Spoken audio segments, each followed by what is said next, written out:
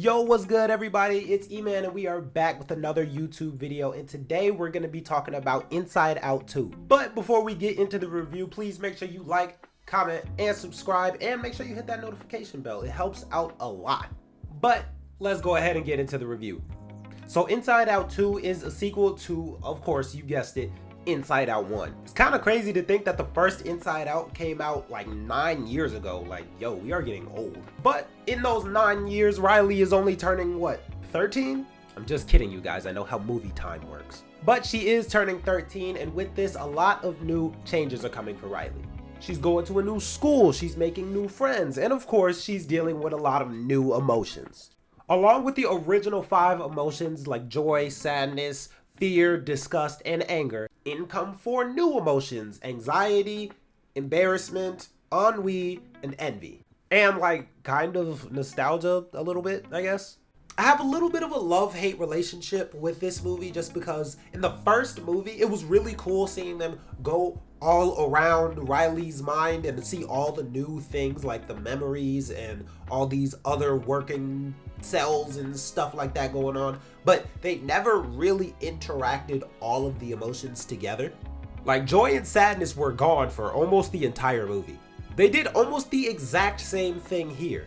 Anxiety and all the other emotions pull up, and then anxiety's like, yeah, we don't need you here anymore, and then they get sent to the back of the mind, and now we don't get to see them interact with all the new emotions, which is exactly what they did the last time.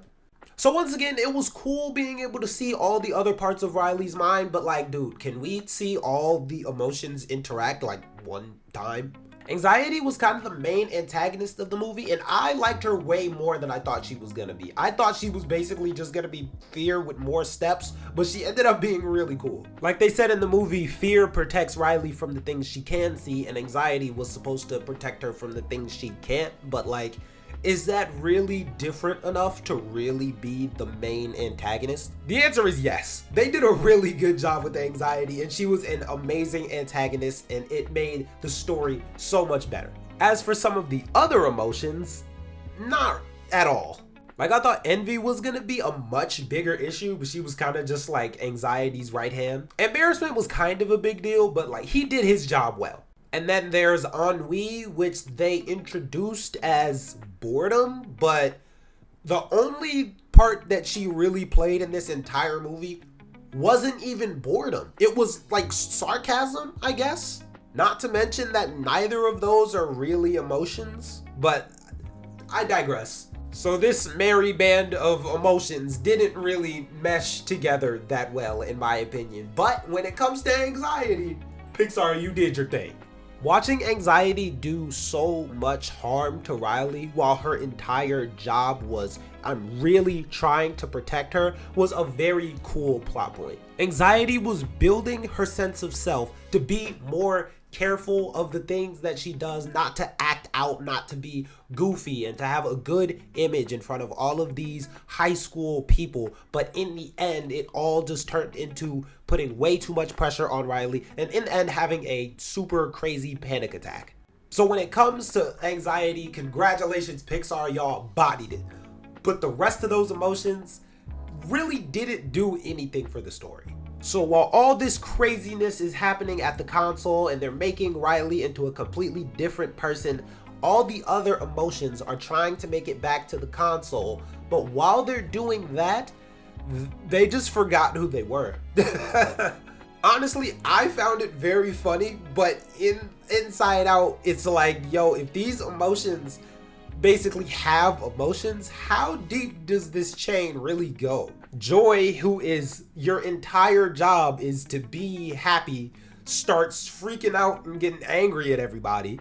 Anger is being like oddly supportive toward joy, and so is disgust, which like these are the two main negative emotions you have, being like the absolute like base and pillar of happiness right now, which didn't make any sense, but it was hilarious to see them be so supportive. So if Pixar was going for logic, then they kind of missed a little bit, but I will say they had some very emotional scenes, like watching Joy absolutely flip out over her being delusional and trying to help Riley to the best of her ability while not being at the console and wanting her sense of self to be, hey, I am a good person, but not being able to actually get that up to Riley.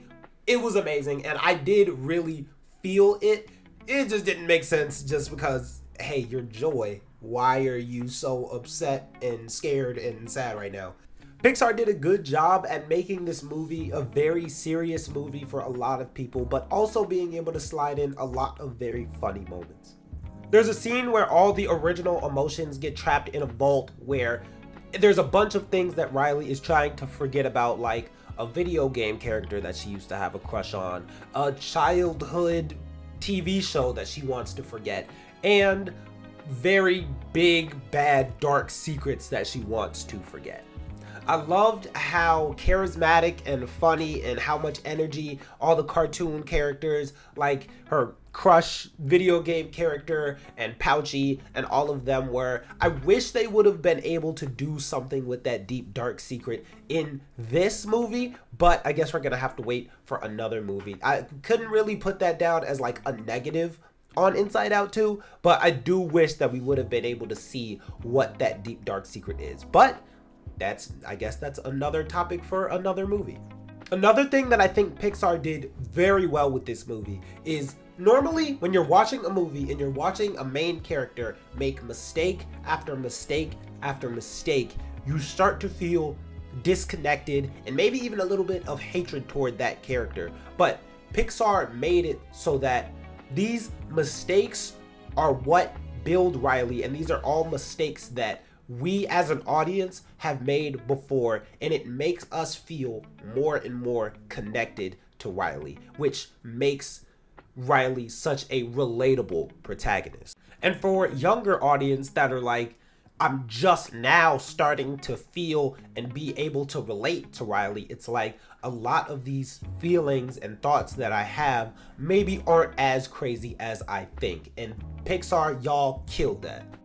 And it's no secret that Pixar knows what it's doing when it comes to animation, and these graphics were absolutely beautiful. I loved seeing every part of the real world, every part of inside of Riley's brain. It was all stellar and amazing to watch. But the movie itself is an amazing family film. For a younger demographic, it's very entertaining. You fall in love with the characters, all of the new emotions that they have, plus all of the old ones that you already loved. It's very, very cool. But as an adult or a young adult watching this movie, watching Riley go through all the things that a lot of us or everybody goes through in high school, trying to fit in, trying new things, losing and gaining friends. It is a very, very good movie, and they do a really good job at making us relive all of these interesting, weird, fun, funny, cool moments that everybody has had. But Pixar did do a great job at making this movie for all ages. I could see young kids and even me loving watching these old emotions that you already love go on this journey to find Riley's sense of self and bring it back to the console, while older demographics are reliving moments from their high school years of when they were trying to fit in or when they were trying to gain new friends, maybe lost a couple old friends. It was very nostalgic, and it was a really cool experience watching that in a Pixar movie. If I had to give this movie a ranking on a scale from 1 to 10, I would give it like a 7.5. It was a very, very good movie. There were very small bits and pieces that I wasn't the biggest fan of, but overall, it was a fantastic movie. But hey, that's just how I feel about the movie. Let me know in the comments what y'all thought of the movie, who your favorite character was, things that y'all thought I should have talked about and didn't. Like, let me know anything that y'all liked or disliked about this movie in the comments. If y'all was rocking with this video, this movie review, please make sure y'all hit the thumbs up button down below. And if y'all want more content like this, please make sure you subscribe. I'm gonna try to do more videos like this in the future. But thank y'all for checking out this video, and I'm gonna catch y'all in the next one. Peace.